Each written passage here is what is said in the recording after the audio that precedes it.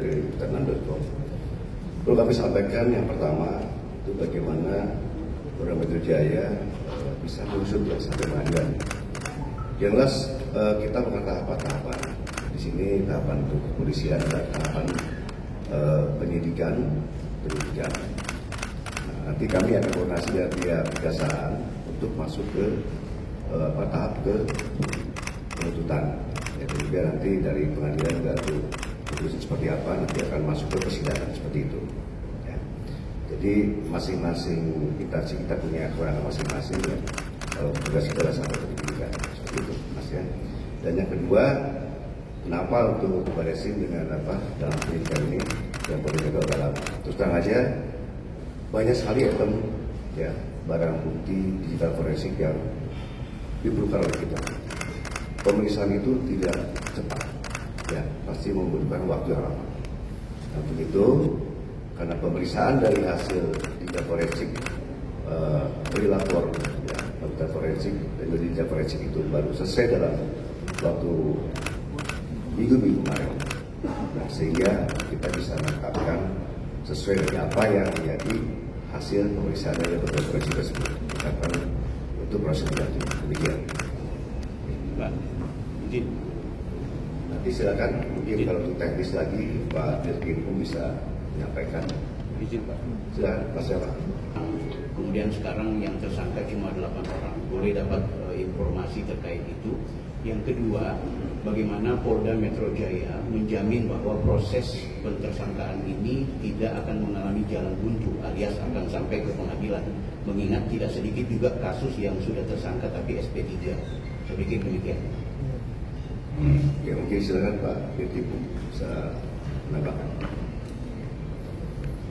Terima kasih Jenderal, mohon izin Pak Bil, kami sampaikan tadi dipertanyakan mengenai 12 yang awal dilaporkan.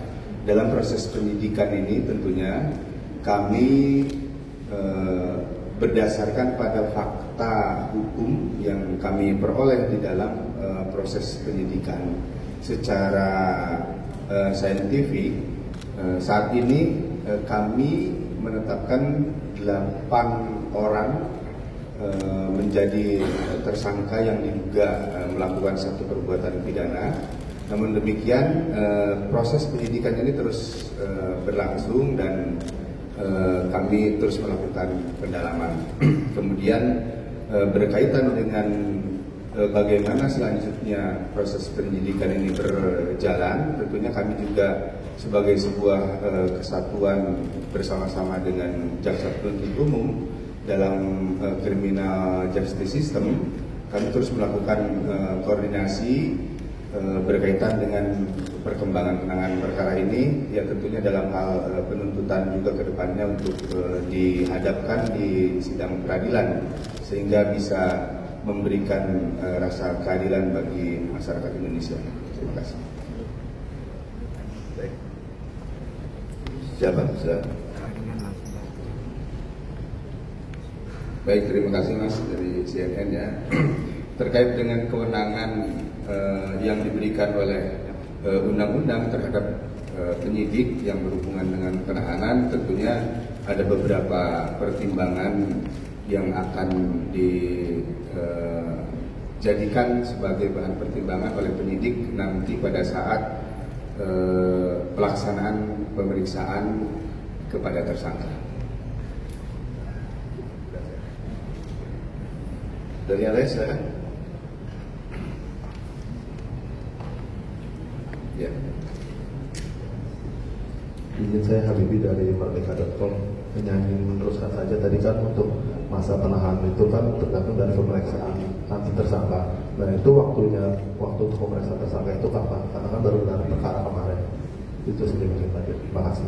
Oke, silakan Pak Dir. Baik. Terima kasih.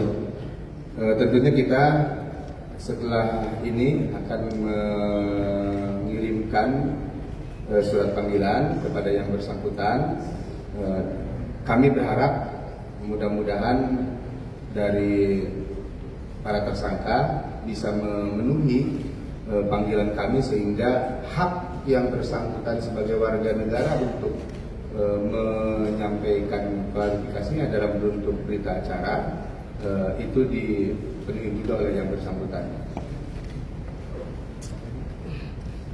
Silakan satu lagi ya.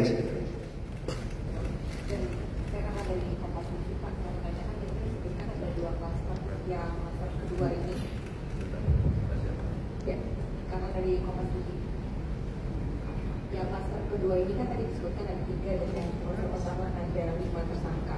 Nah ini yang berdasarkan backgroundnya dibedakan 2 kluster ini apakah peran yang mereka lakukan sehingga dilakukan ada 2 masa ini kan untuk masa-masanya juga ada yang sedikit berbeda, mungkin bisa dijelaskan dulu aja. Terima kasih. Baik, terima kasih Mbak Carla dari Kompas ya Pak. Tadi disampaikan oleh Pak Kapolda terkait dengan 2 klaster. Dalam hasil penyidikan kami yang diperoleh fakta dari hasil penyidikan tersebut, tentunya penentuan klaster adalah berdasarkan dari fakta penyidikan yang diperoleh oleh penyidik dan itu sesuai dengan apa yang dilakukan atau perbuatan hukum yang dilakukan oleh masing-masing tersangka, sehingga ini akan menentukan pertanggungjawaban hukum seperti apa yang harus dihadapi oleh tersangka. Jadi clustering itu didasarkan pada perbuatan yang telah dilakukannya.